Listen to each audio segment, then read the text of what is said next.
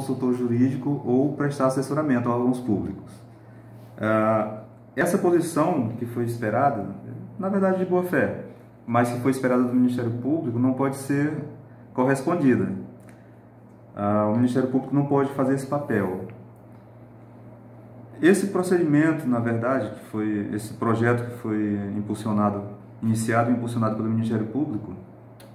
ele, na verdade, faculta ao município, à administração pública, cumprir aquele papel de purificar, de depurar o seu setor de pessoal, a sua administração no sentido do regime de pessoal. Foi flagrado pelo Tribunal de Contas um número enorme de casos, não só no município de Codó, como já foi falado na audiência pública, mas no estado todo, de vínculos diversos, que não quer dizer necessariamente acúmulo ilegal. Mas desses vínculos diversos, vários casos importavam em acumulação ilegal de cargos, ou seja, cargos que não podiam ser acumulados entre si, ou cargos que não podiam ser acumulados por conta do excesso da jornada de trabalho, a incompatibilidade de horário. A administração pública tem o poder de autotutela, o poder de revogar seus atos, de anular seus atos, e todo poder na administração pública é um poder-dever, é um poder e o dever de agir. Então, esse momento é o momento de o município, no caso aqui de Codó, de posse já dessas informações, do levantamento que já foi feito, de posse, inclusive, do resultado de toda essa ação que já foi cumprida até agora, adotar posições. O Ministério Público não vai poder decidir no lugar do município. Existe a instância administrativa, obviamente ela não tem que necessariamente ser esgotada para que o Ministério Público possa adentrar na instância judicial, mas aqui não vemos a necessidade de judicializar nada por enquanto, justamente porque estamos na fase administrativa. Essas informações, isso foi esclarecido ontem também aqui, elas não são devidas apenas ao Ministério Público, elas são devidas ao Tribunal de Contas do Estado. A Secretaria de Administração já deve ter entrado em contato com o Tribunal de Contas,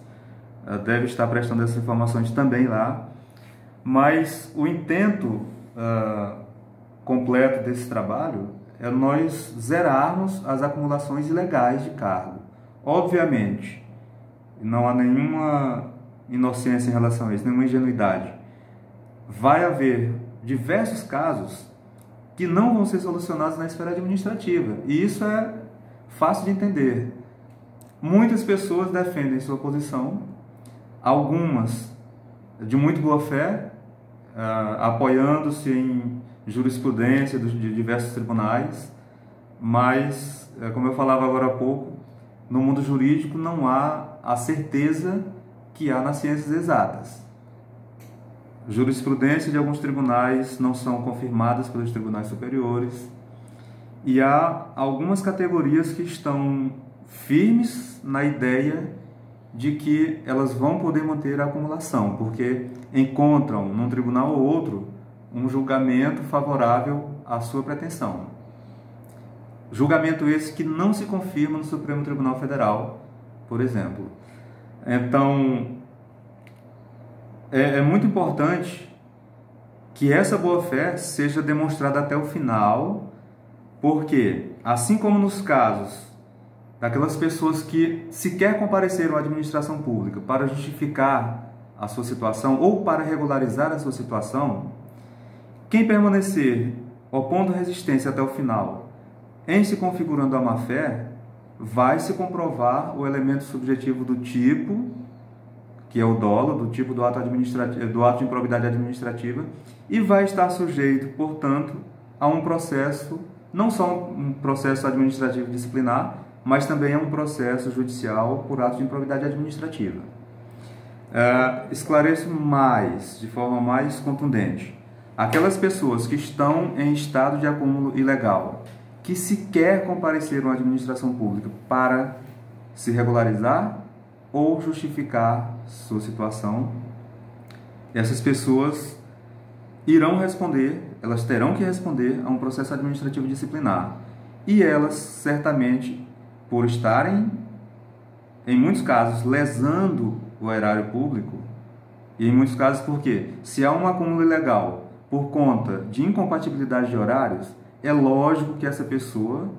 pessoas estão recebendo do erário sem dar a contraprestação que é o trabalho. Ou seja, trabalham sem recebem sem trabalhar. Elas não estão trabalhando em todos os cargos. Há casos em que o acúmulo ilegal é simplesmente por conta da incompatibilidade dos cargos entre si, porque é uma previsão constitucional.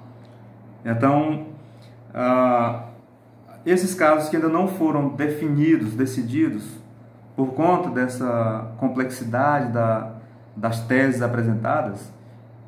eles vão ter que ser decididos, vão ter que ter uma decisão administrativa,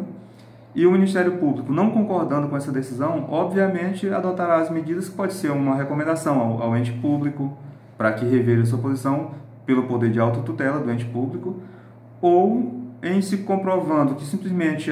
não há necessidade de alguma medida administrativa a mais, ajuizar logo a ação